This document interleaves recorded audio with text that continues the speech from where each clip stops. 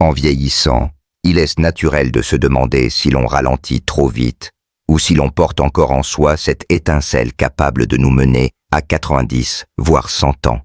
Vous êtes peut-être dans la soixantaine 10, ou même au début de la 80aine, et parfois, une petite voix intérieure vous souffle. Est-ce que je vieillis bien? La réponse ne se trouve pas dans des tests médicaux sophistiqués ou des routines complexes. Non, elle réside dans des gestes simples, des habitudes quotidiennes que vous faites sans même y penser. Aujourd'hui, je vais vous guider à travers 7 signes clairs, des indices discrets mais puissants qui montrent que vous ne faites pas que vieillir avec grâce. Vous êtes statistiquement plus susceptible de rejoindre le club rare de ceux qui atteignent le siècle. De la façon dont vous marchez à la manière dont votre esprit jongle avec les mots, ces signes ne sont ni des gadgets ni des modes passagères. Ils sont mesurables, prouvés et souvent ignorés. Si vous vous reconnaissez dans ne serait-ce que quelques-uns d'entre eux, ce n'est pas de la chance. C'est la preuve que votre corps et votre esprit fonctionnent de manière remarquable, en silence. Restez avec moi jusqu'au bout, car ces signes ne se contentent pas de révéler à quel point vous vieillissez bien. Ils pourraient changer la façon dont vous envisagez votre avenir. Vous méritez de savoir à quel point vous êtes fort, et tout commence maintenant. Commençons par un signe qui semble anodin, mais qui parle fort. Votre capacité à marcher rapidement et avec assurance. La manière dont vous vous déplacez n'est pas seulement une question de mobilité. Ce n'est pas juste le fait de pouvoir avancer sans aide. C'est le rythme, l'équilibre, la fluidité de votre démarche qui racontent une histoire profonde. Une marche vive, à environ 1 mètre par seconde, à peu près le temps qu'il faut pour traverser une rue avec confiance, est un indicateur clé d'un vieillissement exceptionnel. Les études sont formelles. Les seniors qui maintiennent ce rythme naturel ont plus de chances d'atteindre 90 ans, voire de fêter leur 100e anniversaire. Mais pourquoi la vitesse de marche est-elle si importante? Ce n'est pas seulement une histoire de jambes musclées. Marcher vite demande une symphonie de systèmes corporels. Vos muscles doivent être robustes, votre cœur doit pomper efficacement, vos poumons doivent fournir assez d'oxygène, et votre cerveau doit coordonner chaque pas avec précision, en jugeant distance et obstacles. Vos nerfs, eux, transmettent ces ordres en une fraction de seconde. C'est une performance totale, un test grandeur nature de votre santé globale. Prenons l'exemple de François, un retraité de 78 ans qui vit dans un petit village près de Lyon. Chaque matin, il fait une promenade jusqu'à la boulangerie, échange quelques mots avec les voisins, ramasse son journal. Pour lui, c'est une routine banale, presque invisible. Pourtant, lors d'un rendez-vous médical, son médecin a remarqué qu'il marchait d'un pas vif, inhabituel pour son âge. « Vous bougez comme quelqu'un de 60 ans », lui a-t-il dit. Intrigué, François a prêté attention à sa démarche.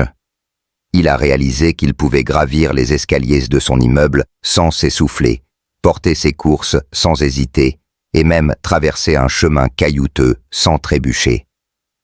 Ce n'était pas de la vantardise, juste un constat. Son corps était encore en phase avec lui. Les tests ultérieurs ont confirmé ce que sa marche suggérait. Son cœur, sa pression artérielle, sa coordination, tout était en excellent état. Si vous pouvez marcher sans hésitation, naviguer sur des surfaces irrégulières, monter des marches sans vous accrocher à la rampe, vous montrez bien plus que de la force physique. Vous démontrez de l'endurance, de la coordination et une vitalité qui reflètent des systèmes internes encore jeunes. Ces mécanismes de réparation et de récupération que beaucoup perdent après 70 ans sont les rouages silencieux de la longévité. Alors, la prochaine fois que vous sortez pour une balade, observez votre pas. S'il est fluide, naturel, équilibré, ne sous-estimez pas ce que cela révèle. Ce n'est pas juste une promenade, C'est une preuve de résilience, une déclaration discrète que votre corps est encore prêt à vous porter loin. Mais la mobilité ne se limite pas à la marche. Un autre signe puissant de longévité, c'est votre capacité à vous relever du sol sans soutien. Pouvoir vous asseoir par terre et vous redresser sans utiliser vos mains, vos genoux, ou un meuble peut sembler anecdotique. Mais dans le monde du vieillissement, c'est un trésor. Ce mouvement, souvent appelé le test « s'asseoir-se lever », mobilise l'équilibre, la force des jambes, la souplesse des articulations et la stabilité du tronc en un seul geste. Si vous avez plus de 60 ans et que vous y parvenez avec aisance, vous faites partie d'un groupe rare. Des études menées dans le monde entier montrent que ceux qui réussissent ce test sans aide ont une espérance de vie significativement plus longue. Pourquoi ? Parce que ce n'est pas juste une question de mobilité. C'est un reflet de ce que votre corps fait en coulisses. La masse musculaire que vous avez préservée, la coordination qui vous protège des chutes et votre capacité à récupérer si un incident survient. Je pense à Jacques, un ancien pompier de 74 ans vivant en Bretagne. Chaque matin, il fait quelques étirements dans son salon, un rituel qu'il a gardé depuis ses années de service. Un jour, sa petite fille de 6 ans lui a demandé de s'asseoir sur le tapis pour jouer à un jeu de société. Sans y penser, il s'est assis en tailleur, puis s'est relevé d'un mouvement souple quand le jeu s'est terminé. Sa petite fille, impressionnée, a lancé « Papy, on dirait un ninja !» Jacques a ri, mais il a réalisé que ses amis du même âge avaient du mal à faire de même. Certains avaient besoin d'une chaise pour se relever, d'autres roulaient sur le côté en grognant. Ce n'était pas une question d'ego, mais de capacité. Ce simple geste peut faire la différence dans des situations critiques. Imaginez une chute chez vous. Si vous ne pouvez pas vous relever seul, vous risquez de rester coincé, ce qui peut mener à une urgence médicale. Mais si vous y parvenez, vous reprenez le contrôle, évitez la panique et réduisez les conséquences. Ce mouvement témoigne d'une force cachée. Des cuisses solides, des hanches stables, des articulations souples, un tronc robuste. C'est une carte de visite de votre santé musculaire et squelettique, un signe que votre corps n'a pas capitulé face au temps. Si vous pouvez encore vous relever ainsi, prenez un moment pour apprécier cette force. Elle ne crie pas sur les toits, mais elle parle fort de votre potentiel à vivre longtemps et bien. Et maintenant, tournons-nous vers un aspect moins visible, mais tout aussi crucial. Votre capacité à dormir profondément sans médicaments. Le sommeil change avec l'âge, et beaucoup acceptent les nuits agitées comme une fatalité. Mais si, à 60, 70 ou même 80 ans, vous glissez dans un sommeil réparateur sans avoir besoin de pilules, vous êtes une exception. Un sommeil naturel et profond n'est pas seulement une question de repos. Pendant que vous dormez, votre corps travaille dur. Il répare les cellules, équilibre les hormones, réduit l'inflammation et nettoie même les déchets accumulés dans votre cerveau. Si vous vous endormez facilement, restez endormi toute la nuit et vous réveillez frais et dispos. Cela signifie que vos systèmes internes, nerveux, hormonaux, circadiens, sont encore en harmonie. C'est une prouesse que peu de gens maintiennent en vieillissant.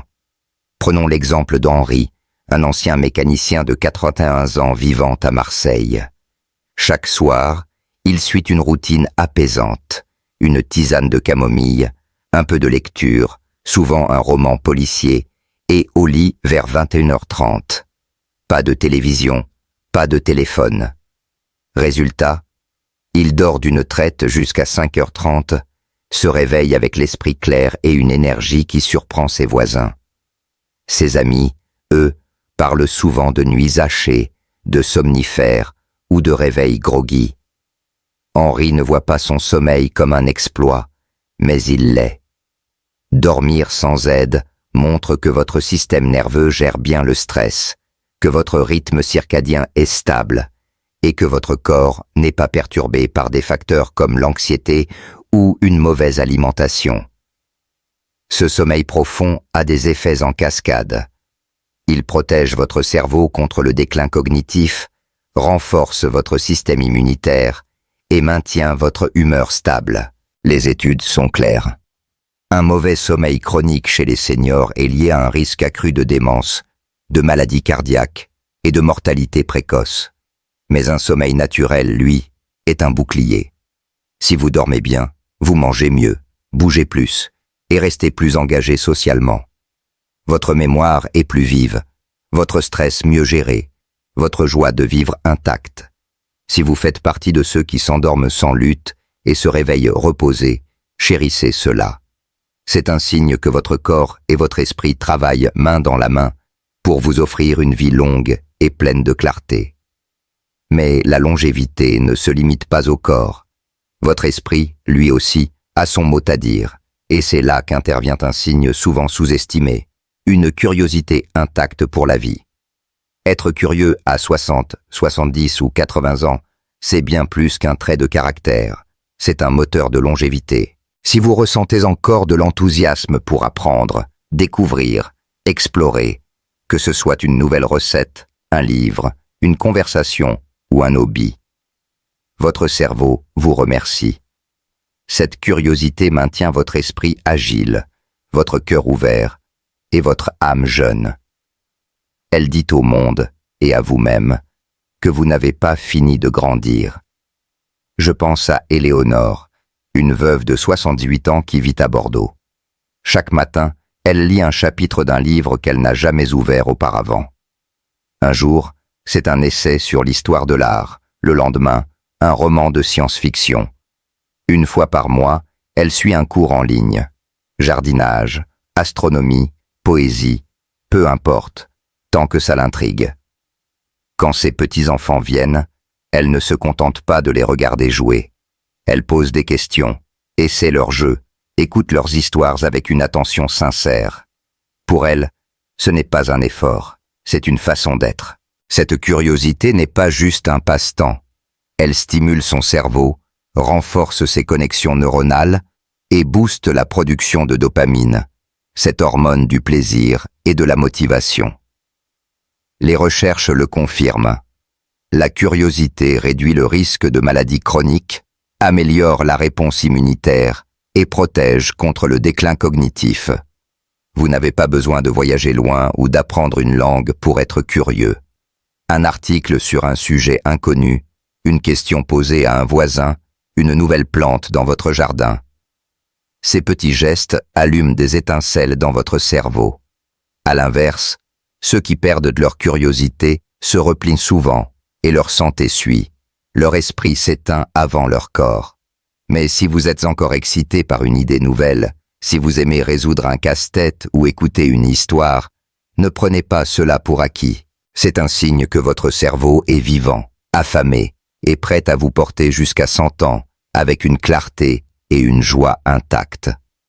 Et pour finir, parlons d'une force qui ne se mesure ni en kilomètres parcourus, ni en heures de sommeil. Votre résilience émotionnelle. La vie, surtout après 60 ans, ne manque pas de défis. La perte d'un proche, une santé qui vacille, des plans qui s'effondrent, des déceptions qui pèsent. Si vous parvenez à traverser ces moments sans vous aigrir, sans vous refermer, sans laisser la douleur vous définir, vous portez en vous une force rare et précieuse. Cette capacité à absorber les coups de la vie avec grâce, à ressentir la peine tout en trouvant des raisons de continuer, est un signe de longévité aussi puissant que la force physique. Henri, encore lui, en est un exemple vibrant. À 81 ans, il a connu plus de chagrin qu'il n'aime à le dire. La perte de sa femme, une opération lourde, l'abandon de la maison où ils avaient vécu 50 ans. Pourtant, il n'a jamais baissé les bras. Il écrit des lettres à ses amis, retrouve son groupe de petit déjeuner chaque semaine, écoute les autres avec patience.